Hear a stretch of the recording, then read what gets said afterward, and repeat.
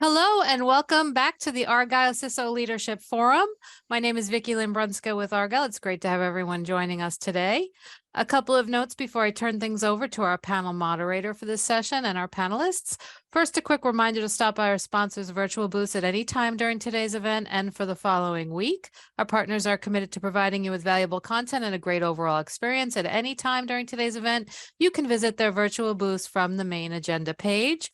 To ask questions throughout the session, simply type into the Q&A chat and we'll address your questions at the end of the session, and maybe some of them in real time if they're applicable to what's being discussed.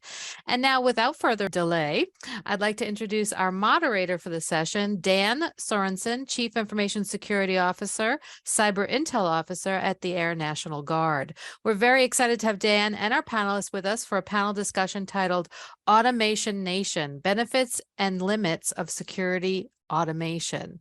Welcome, Dan, and over to you. Awesome. Thank you so very kindly for the wonderful and warm introduction, Vicki Lynn.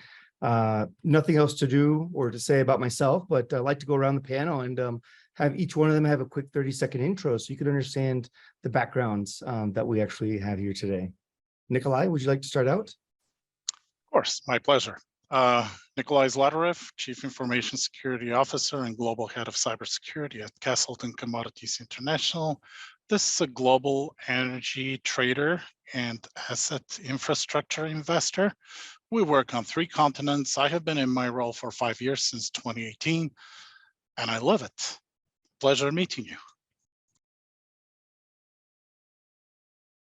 Awesome. Next up to bat, George. Yes, hi. Okay, hi everybody. George Greisler. I'm the Senior Director of Cybersecurity and Security Operations at the National Football League. Pretty much everybody should know what the National Football League does. So we, hold football games. My role is specifically, so I, pardon the footballism, but I block and tackle, right? So I handle first line security defense, right?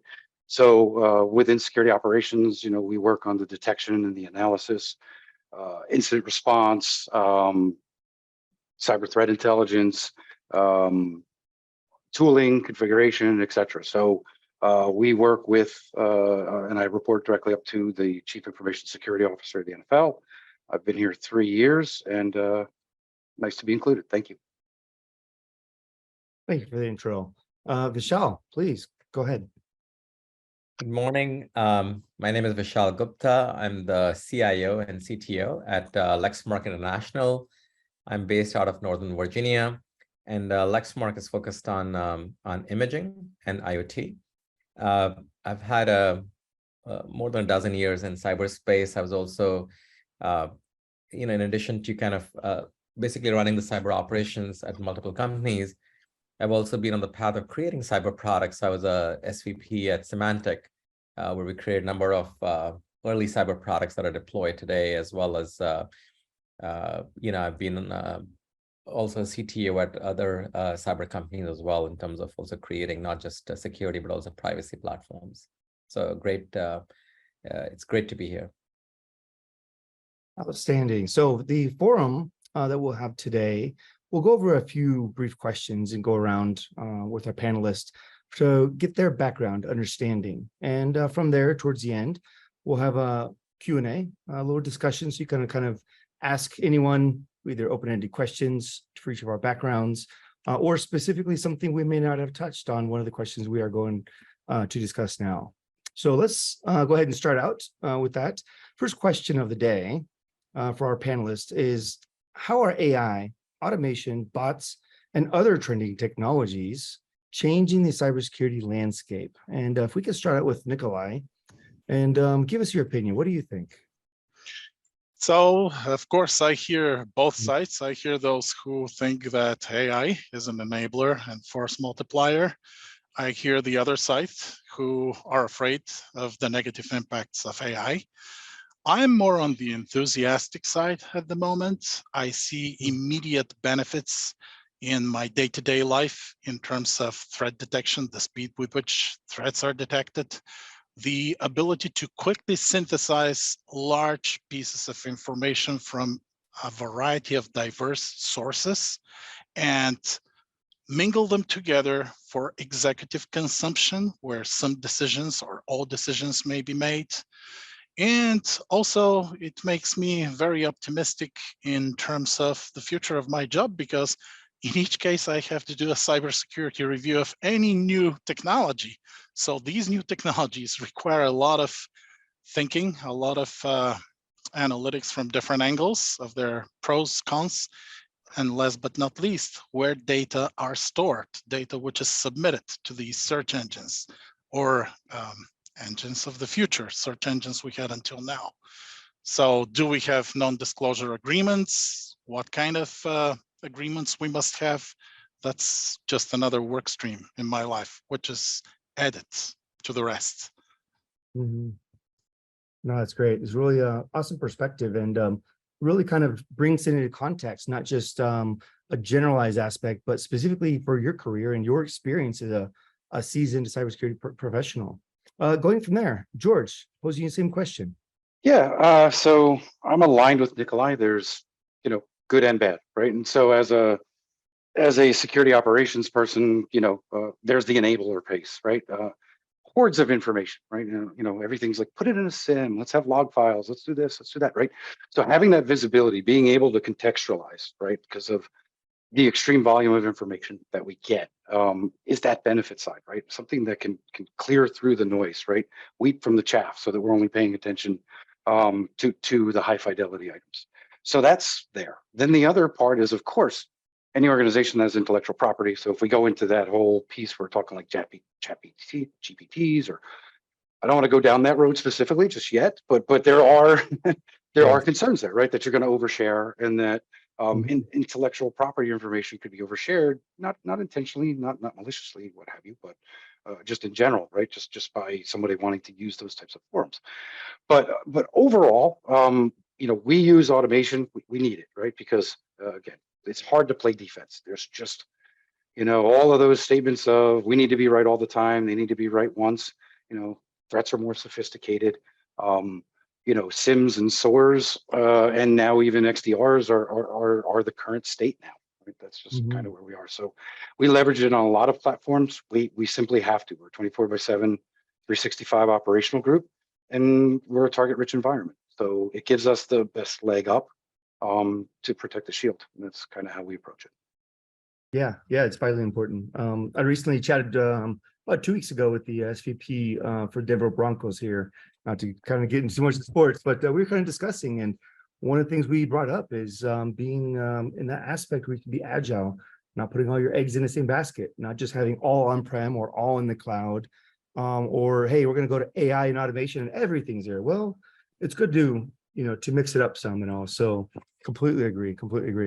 Oh, next panelist here, Vishal, can you actually give us your thoughts? Sure. So I think, as my fellow panelists said, automation and AI are already, I think, transforming how security is done. Some simple examples are, AI, you think about anomaly detection, right? What is different?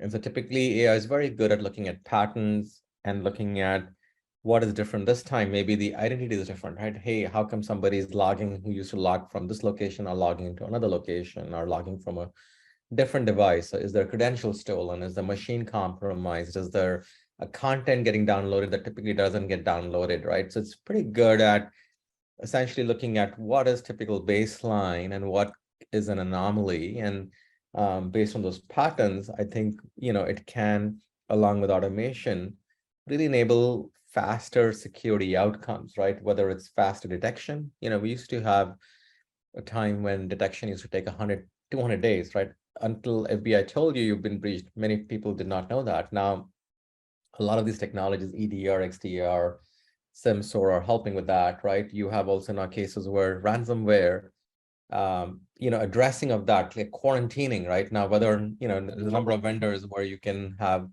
your endpoint not only detect that the endpoint has a problem, maybe something bad downloaded, but you can quarantine it in 30 seconds or less. And so I think those are the positives. I think the negative, obviously, is the bad guys are always an early adopter of technology simply because they know how effective it can be. And so if I look at it from a hacker standpoint, I have seen much better phishing attempts in the last Yes. 3 months than I've ever seen before, right? And so now I'm seeing people have 0 spelling errors, and they're combining social. Mhm. So they're actually creating these emails, which is based upon a meeting that you would have had or you've posted on something, and it seems like it's coming from the person you met. And I've even seen AI generated or Gen AI generated emails that'll be like, hey, there's a DocuSign that we agreed to have a contract on. And so they're able to triangulate and automatically create perfect looking emails from people that you already know and that you interacted with based upon combining the data from all these things. Yeah. And thereby increasing the ability for them to get clicked. And Mhm. so I think it's a bit of an arms race, right? Both sides are going to pull themselves up, That's good. and Yeah. whoever can move faster is going to win. No, it's very true, very true. And just as the adversary is continuing learning, evolving, tools out there are becoming a lot easier, cheaper, and it just takes the bad guys one time to get in, right? We continually work day in, day out to try to facilitate a defense, multiple layers and so forth, but all it takes is the one time. So yes, you're very spot on. We have to continue learning and evolving and trying to find out what's the best way to do that. So go down to our next question. We're going to look at not just your opinion specifically for each one of the panelists, but also in general. How have you actually seen cybersecurity leaders like yourselves apply automation to improve cloud infrastructure and make it more secure? We can go around and start with Nikolai. Sure. So at one time, it used to be more difficult to align infrastructure security with specific frameworks. We did know that they exist.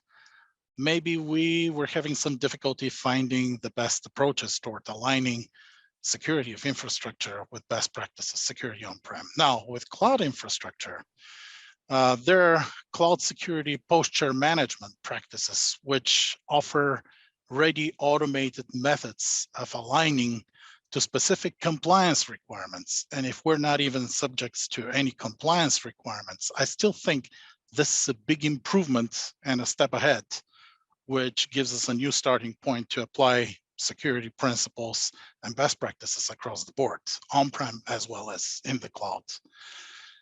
Security automated provisioning is another area with infrastructure as code practices where you can see big improvements.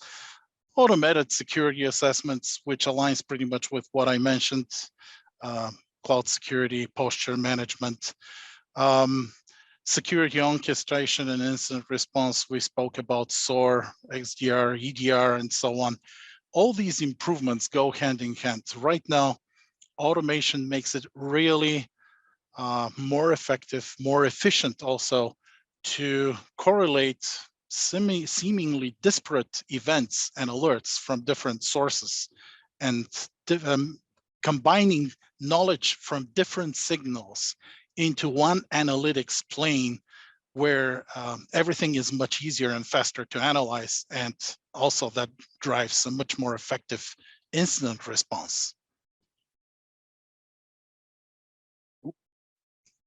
You're on mute, Dan. Thank you so much. When I look at a new platform or somebody's going to show me something, I often ask the question, how well do you play with others? How well can you integrate? And it's always a major consternation as far as does one platform work with another, et cetera. So working together and getting that background and seam source solution that you can actually understand what the bigger picture looks like is key. So going on to the next panelist, George, can you give us your thoughts? Yeah, sure. And you kind of hit it. You were talking about orchestration, right? And so, your cloud environments, because most have many. Some have cloud environments that aren't under one control and have sort of like tentacles to their cloud environment because they started as a POC and then turned into production. But a cloud security posture management tool, right? So using a CSPM, having some type of rules and governance, right? The standard of what you're doing. That's an automation tool, right? That tool is going to run, it's going to be installed on your instances. It's going to continuously check, and then building the process around it to have it now report into, in my case, the security operations orchestration tool to say, aha, we have something here. So there's those two branches here. There's that compliance wing, this, and then there's just I'll say the alerting or things that are outside of your acceptable standard that need to be mitigated against, that could cause an alert or an attack, right? It all comes down to visibility. In your cloud environments, it's, as we all know, you're not, installing with perhaps your tool sets that you're having, you're running infrastructure as code, as Nikolai said, right? So having those solid images, making sure that your monitoring tools, like we extend similar tools that we do on site, have solutions for cloud services, and we make sure that those tie together, right? But they're all based on some form of orchestration. They all are based on some form of automation. We don't go up to our cloud instances, right? So say we're in AWS and we're going to collect CloudTrail. That's an automation. That's an aggregator. Those logs are going to be pulled in and they're going to be ingested. We don't go and copy them and then pull them down and look through them line by line. You just have different tools for the different environment, but the fundamentals are the same. And again, with how ubiquitous is, how much comes at you, you need automation to battle it. Thank you. Yeah, no, great point there. And one of the key things I think you highlighted on there is as our networks, computers, endpoints, whatever it may be, grow, we're continually reaching out and touching other networks, other partners. And how do you manage those gateways? Doing one by one and adding another person for each firewall you set up or whatever it may be, it's not sustainable. You definitely need to automate it. Yes, very much. So looking from a different perspective also, what would you say, Vishal, as far as your background and understanding on the same question there? Sure. If you look at this from an infrastructure side, what is happening for an organization or enterprises infrastructure? People, especially the medium to large organizations, are going into what people will call as a hybrid multi-cloud environment, right? So they're going to have not one cloud, but many clouds. That's what 90% of the enterprises do. And B, they'll also have some on-prem. Most people will have still some offices, even if they come there a couple of days a week, they'll still have a few data centers. They typically are not getting rid of completely of data center. And so you have to think about your strategy that you're trying to develop from a security or automation perspective on the target environment, which is going to be hybrid multi-cloud. And when you take that target environment into account and you say, what can be done to both achieve a better security outcome and a better automation and a cost outcome, right? There are two things that come up. And I think my fellow panelists touch on that, right? The first generation of tools taught a lot about visibility, right? And that's where things like cloud security posture management and all came into being. I think that was 5 years back. I think now where the industry has gone to is called CNAPP, which is Cloud Native Application Platform, which is taking the visibility and adding the fact around how do you also protect, right? The CSPM gives you the visibility on the configuration, which is great, but how do you also think about identity and overuse of identity, right? Because in the cloud, there is no prem. And so if you get credential gone, you're in trouble. And so how do you, so that's called CIEM, Cloud Identity Entitlement Management, Cloud Protection Platform, and this whole thing together is called CNAPP. And that's what security practitioners mostly are deploying, right, from a variety of vendors when you think about this hybrid multi-cloud. The second part of this from a different perspective is forget security for a second, right? If you think about the people who are building the software, the people who are on the CIO side of the house or the developers, everybody's trying to become a digital company, right? Who are creating these workloads. They're going through a journey that's typically called shift left DevSecOps, right? So what they're trying to do is they're trying to automate these things so you can get it right the first time. Because a lot of the security stuff is fixing what wasn't right.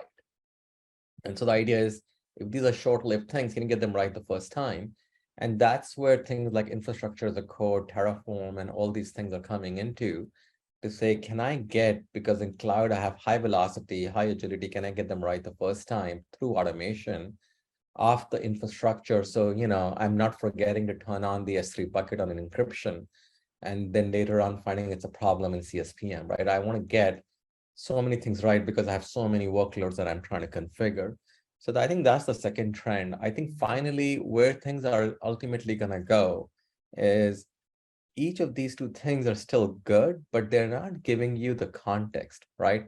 Like in our organizations, we don't know if a developer did something different, why did he do it? Is he even there?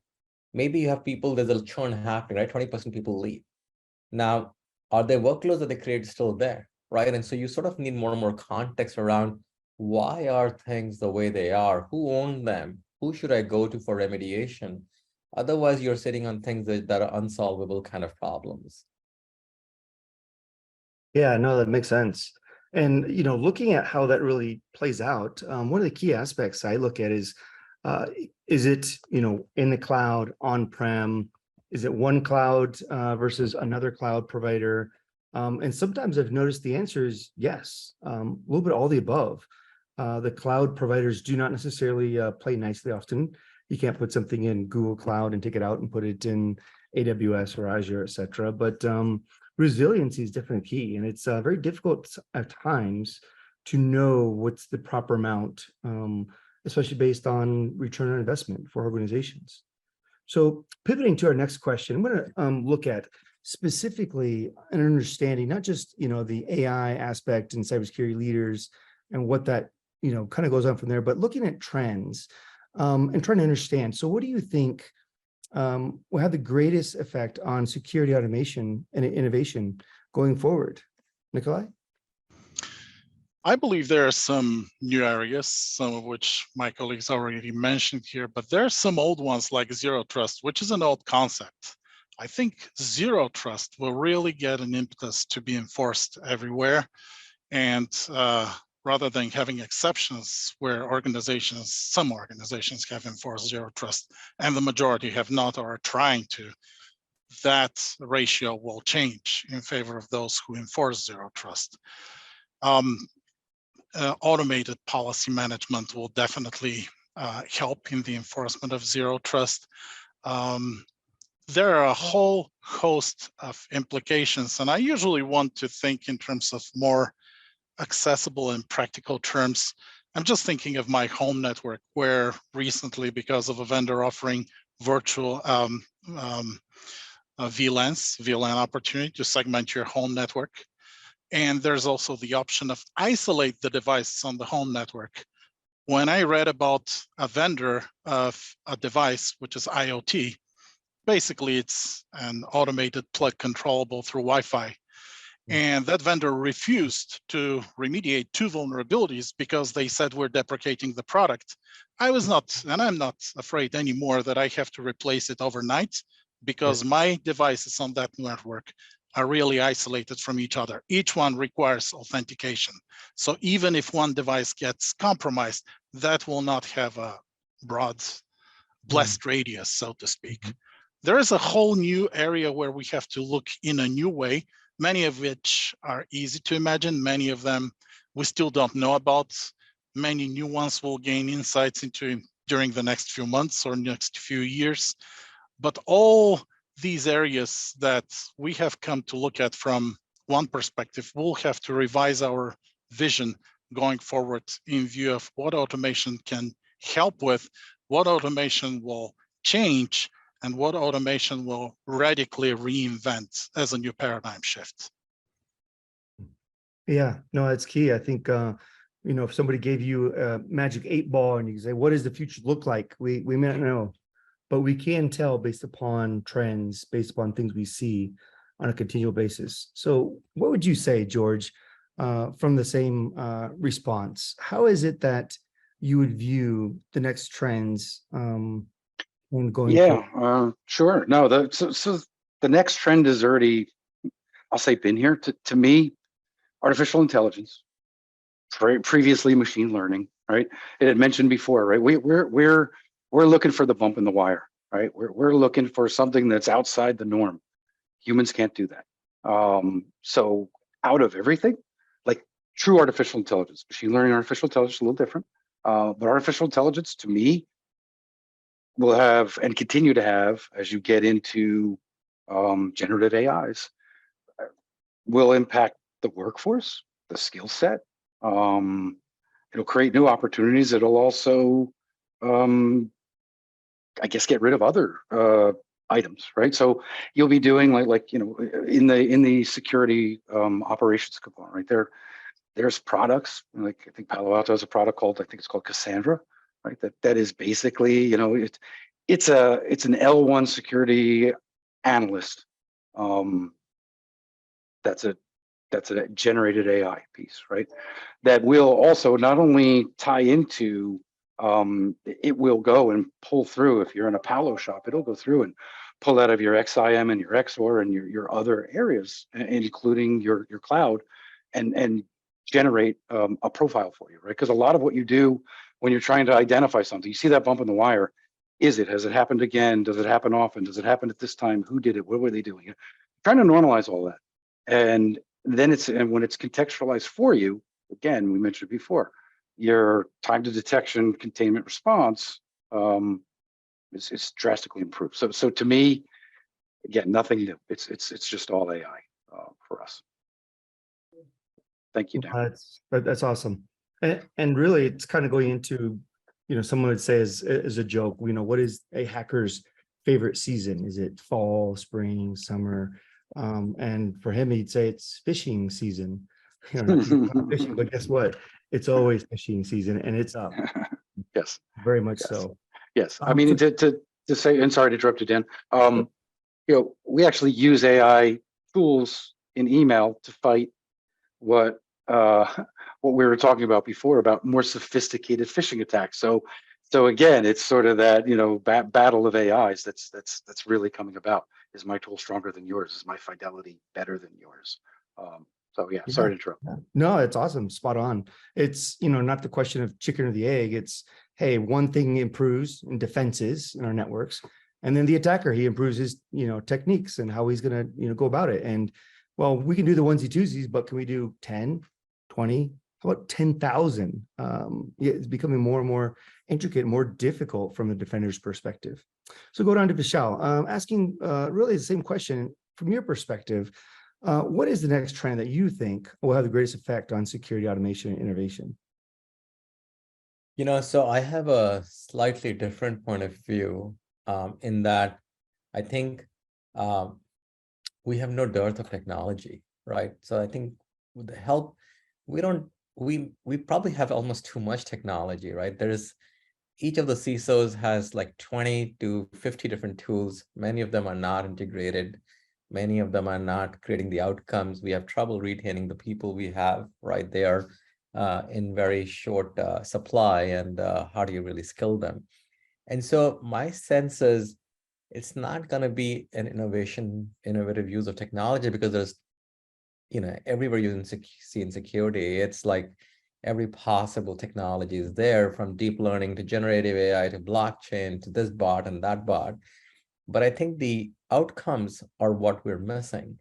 And the two outcomes that we're really after to really secure this digital infrastructure that each of us is creating, one goes back to, in my mind, visibility, right? You cannot secure what you don't know.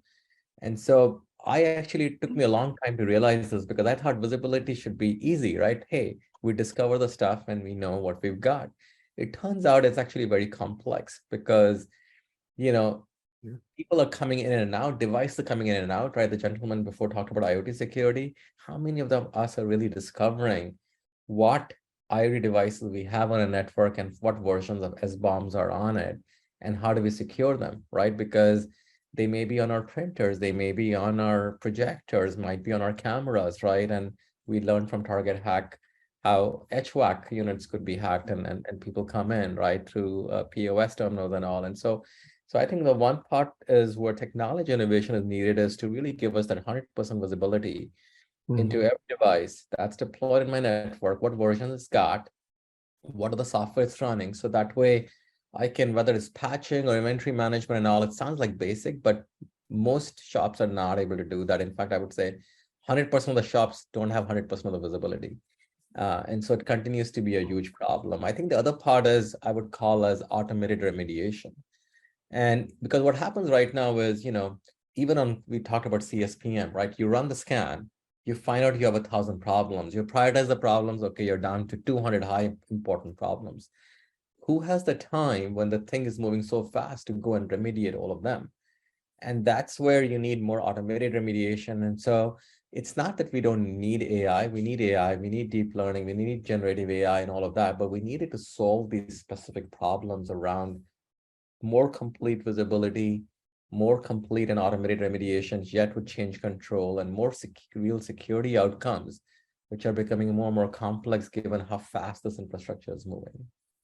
Yeah, no, that's very much a key aspect to it. How can we be agile? Hiring more people is not always the right issue because it's going to be continually evolving. And they leave. And they take Yeah. different jobs.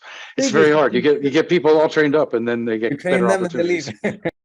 It's like a Happens all the revolving time. door sometimes. People come and go, and there's so many different facets or to a great extent jobs in cybersecurity. Either somebody's not happy or they're not treated right, or they get up and leave. They know that they can find 1, 2, or 10 other jobs very similar and maybe a different way that their boss is treating them. So yes, that's very much of an issue in this career field, especially in how do you maintain, retain, keep that that personnel that knows how to do this within house. So going on to a couple examples and like looking at some practical applications, whether the panelists here have done so or have seen or read or something, what are some effective and innovative ways that you've seen some companies use automation to improve security? Can we go ahead and start out with Nikolai? Sure. So one way to gain insights is to go online, of course, and search. Another is to go to conferences and talk to colleagues, get their insights. A third one is to pick up your own brain. What can you do? Just look around. So I will mention several areas where AI and large language models have helped me a lot. Let's take one typically boring area, policies, procedures. There used to be a time when we needed a technical writer because there should be uniformity of format. Now I can just go to ChatGPT and request a typical cybersecurity policy template, and you can break it into as many as you want. Take it out, put it into Word, make it specific to your organization, vet it out with your management and colleagues through peer review, and voila, it's ready. No tech writer necessary. And by the way, there are standards. You also stick to the same format. So that's one area of facilitation. Another area, which I had always dreamt to have, like at one time I dreamt to have search engines before they actually arrived. I dreamt to have the capability of being able to go and collect information through proprietary and open sources about cybersecurity, which I can digest into the executive format for easy consumption at decision-making levels. One way I do that right now is I take snippets, which I consider important. I put them in Notepad. Then I go to one of the LLM tools, be it ChatGPT, be it Bing AI, be it Bard AI, and ask them, please digest this or summarize the test into the style of executive brief within 100 words. Voila, you have everything. It's easy to read, easy to understand. You pass it on, you get ovations. Of course, you have to include some links, and this is easy, the easy part. There are other things into how we can, for example, leverage the capability in threat detection, threat management. Well, we have all these data feeds coming from those wonderful platforms where we have discovery capabilities. For example, if I receive a notification about a specific vulnerability and I want to see whether it's applicable to our environment, I no longer have to go to teams who deal with these applications or infrastructure components and ask them, is this applicable? I go, I review through the discovery component of that platform, who are the users? What are the exposed machines? I can then quickly summarize in a similar fashion with the help of similar tools a notification following the same standard of notifying, of sending advisories, the appropriate user with actions for remediation, including the links to the remediation instructions. Nice. Oh, that's great. So we're finishing up just a couple last minutes here. Going around, George, could you give us a few comments? Yeah, real quick, because I know we're time pressed. So innovative, Not as innovative as Nikolai. Nikolai's doing good work there. So I'm not even going to try to go against that one. But very practical and effective, right? So for us, we write orchestration playbooks, right? And an orchestration playbook, to those who are not in the know, is, you know, what happens when certain conditions hit, right? Again, I'm looking at the bump in the wire. And of course, we follow, like a lot of organizations, a pickerel model, right? We need to identify, you know, investigate it, contain it, eradicate it, etc. So, you know, the more playbooks we have for high fidelity, low impact controls that can be done automated, I would rather get a notice to say that something's been isolated on the network than have it run rogue until such time that somebody wakes up. Humans need to sleep, and action on it, right? So if the tool is already smart enough, where I've done it, where I'm not going to shoot myself in the foot and shut down the network in the middle of the night on a false positive, but if it becomes high fidelity, true positive, and this is a tenet of what we do, you get notices that this has been shut down, this has been contained, this process has been terminated, and then you can do more investigation. But at least I've contained what's making the noise to then validate it. You know, so between NDI and between our network detection and response sensors, and between your endpoint detection, and then that pouring into a SIM that then has the alerting capabilities going into a SOAR, this all sort of functions, I'll say self-runs and self-heals to a degree. So not necessarily innovative, but definitely effective for us. Awesome. And to close out here, Vishal, can you actually just give us a few seconds on that same notion before we move to Q&A? Sure. So I think maybe 2 or 3 quick ideas. You know, we use generative AI to generate a policy for generative AI. So I think similar to, you know, what Nikolai was saying, thought it was pretty effective. Second, I think, you know, I talked about remediation. So we've seen tools which can now automate that remediation process through, like we've seen a tool, especially in the cloud security posture management, that can create almost 3,000 policies, and, you know, almost 95% of the use cases they're able to automate. So we think that was very effective, at least from our perspective. And the third use case of innovation that I've seen is, you know, we've struggled in the past with how do we prioritize all the stuff in security. There's just so much to do. And so, you know, to the board, how do you sort of go to know how much is your risk remaining and what parts you quantify? And so we recently found an innovative tool that can do risk quantification, and has been pretty useful in discussing things with the board and helping us in that journey. So those are sort of 3 quick examples of innovation that I've seen. Awesome. So going from there and just kind of looking at the overall bigger picture, I think we've had an awesome Q&A on specific things we've discussed here as a panel. We didn't really get to the last question, really, is, you know, what are some effective, innovative ways going from there to best practices in translating security requirements for the automation controls and challenges, and kind of red flags. It kind of tied in one-to-one. So it's pretty similarly there, but we see a couple questions that came in from others. So I'll pose the questions, and if any one of you want to volunteer with an answer, please feel free to chime in if you have something from there. But I'll go down with a few of the Q&As that we have here. So starting off the first question here, looking at what we want to do, how is it that we can mitigate these sophisticated phishing attacks with generated by AI? Any thoughts? Yeah, I can take that one since we brought that up. You know, it's actually as simple as seeing which domain the email is coming from. Even though it always impersonates, we always tell people to see and look at the source of the email, even though whatever it claims, to know whether it is the person that you think it is. Turns out most people don't do that, but that is the simplest thing to do. And so what we've done is we have introduced some level of pain when people don't do that, like imaging your machine, or you know, if you click on the wrong links, you know, or maybe having you take more security training. But we find that this actually process, you still cannot clone the domain names as easily, and so that process seems to work, assuming you follow it. I can suggest something here. Please. So if you're at work, well, we have sophisticated anti-phishing platforms, and they're layered, not just one. So that doesn't apply here. However, for those who work from home, I usually advise people who suspect a phishing email to open ChatGPT, to go to their whatever client they use, to extract the internet header of the received message, go to ChatGPT, ask the question, can you identify any indicators of phishing in this header?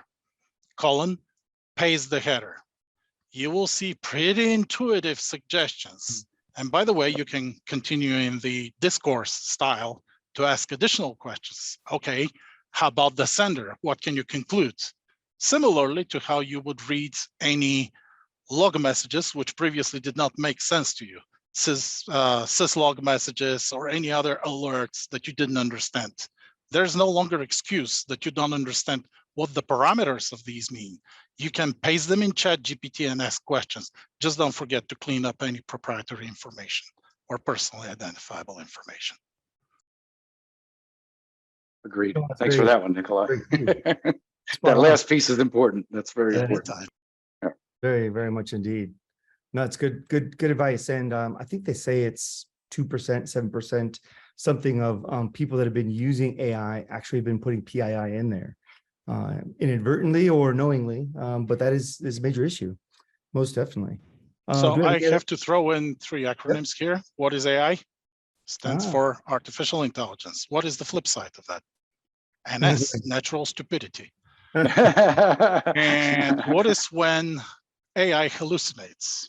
I coined that one recently. That's artificial stupidity. Wow. I mean, hey, it's so true. We look at things from one aspect, you turn it around and yes, what is that really, right? Yes. So going around, do any of y'all 3 panelists have any tips for selling the cost of security automation to leadership? How do you provide that return on investment? Getting the budget can often be a challenge, as you guys know. Yeah, I'll take real quick. It's just Mhm. ROI and security. Good luck with that, right? So we're taught time and time again that there really is no return on investment in security. You are the cost center, right? You're the only part of the business that's not considered the business. You have to have those conversations with your leaders. Your executive sponsor has got to come top down.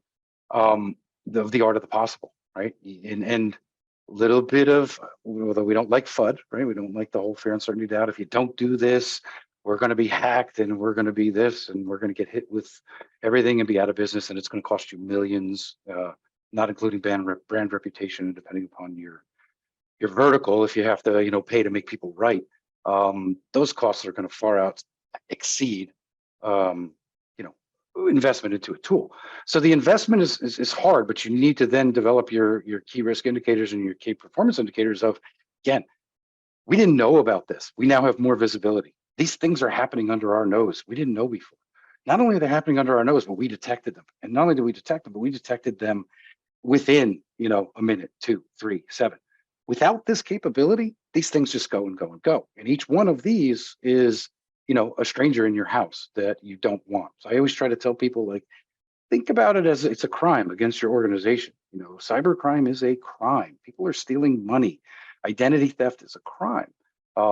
You should tolerate it the same as you would tolerate that against your family or your personal assets, which is not at all. So that's kind of the way that I approach that. I need to be more efficient, or pay me now, pay me later kind of thing. And it's easier on the front end, in my opinion. Yeah, very much. Discussing anything about cybersecurity, AI, the future, there's so many questions that come up and it can be curtailed to each organization. So it's very difficult to look at how that pans out. As a number of our panelists here discussed, collaboration, finding out how that works is very important. Vishal, do you have something to say? Great points. But George, one of the things I found is there's something called FAIR. It's industry standard, FAIR.